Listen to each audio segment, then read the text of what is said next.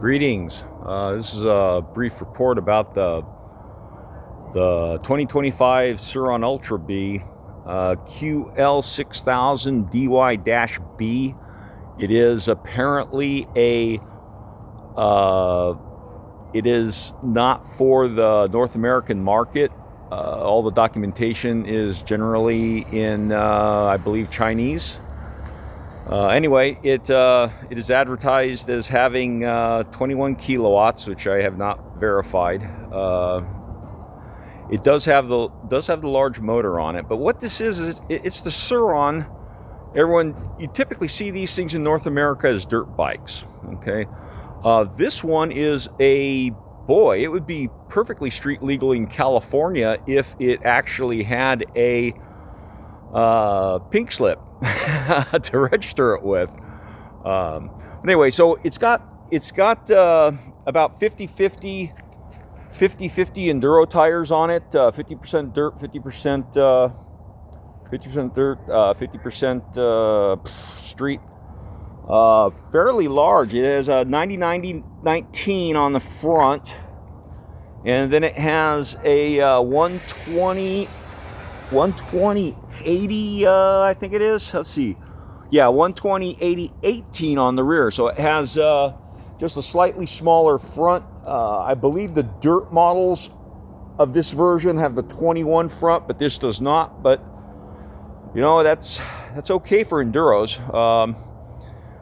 Anyway, so some of the interesting things that are way different than the dirt-only model that most people see is that it has passenger pegs, it has a tailpiece for the license plate, it has turn signals, it has a horn, it has a high beam, it has traction control. I believe it has a reverse gear on it according to the documentation. It obviously a long travel suspension. It has high quality fabrication. I mean, the welds are really clean. They must be robotic. The castings are very clean. Everything seems to be very robust on this. It's got thick, thin bars on it. Upside down forks that have compression, rebound, and preload on them. Ditto for the nitrogen charged rear shock. It has the bigger 74 volt 60 amp hour battery, which I'm just gonna do that in my head for about a little over, I think, about 4.6 or 7 kilowatt hours worth of battery. That's a pretty significant battery for a small bike. I just weighed it using a freight crane scale, and it says it weighs in at 212 pounds. That's actually relatively light. It also, it has the horn, but it has a steering lock on it and an ignition key. It's multi-mode, which means that you can switch it from high performance to normal performance to light performance, like rain style. The traction control can be turned on and off. It has like regular ABS sensors on both the front and rear. You can probably see that in there. The ABS trigger sensor right there. Hand holds for the passenger, kind of goofy, but God, I'm trying to think. It's got a 520 chain on it. That's the same size freaking chain as on my Ninja H2. That's a big chain for something like this. It's good. It's got the fork protectors. It stunned me how high quality this thing is. That they didn't miss a lot. If you take the seat off, try to do this one-handed. Now I have to set down the phone. Oh, so you turn that. Can't. There we go. Okay. You take the seat off. It has a cavernous storage area which will fit the charger. Okay. The battery is removable by a simple procedure right in the front there. There's 2 plug-ins in there. Comes with a freaking toolkit. I mean, how many bikes are coming with toolkits anymore? Comes with a USB charger. Ta-da! It's like I believe it's 2.4 amps, so it's a fairly powerful USB charger. Emergency flashers. It has, like I said, it has reverse in it, which is kind of odd. There's a little ready switch that so no one can just hop on. So when someone hops on it, if the ready is not activated, it won't just take off as soon as they grab the grip. God,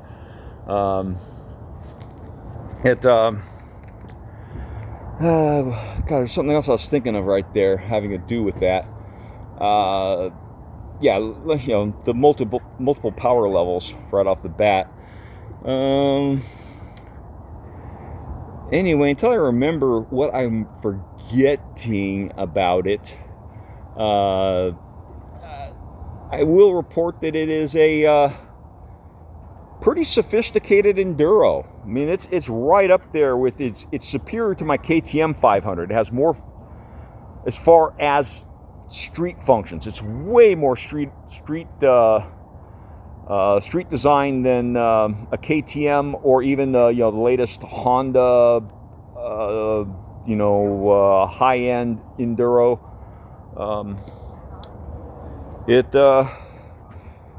I wonder if they're going to bring these to the United States.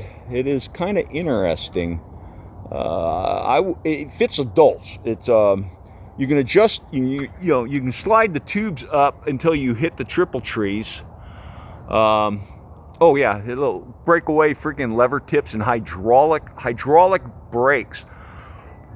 If you're a motorcycle rider and you get on this thing, the first thing that's going to freak you out is that there is no rear brake. You're going to push there and there's nothing there. And the left hand grip is the rear brake. The left lever is the rear brake. So it's still using the standard right side front brake. Right side front brake. So you won't be completely alienated, but if you grab that clutch lever, it's going to freak you out because it's the rear brake.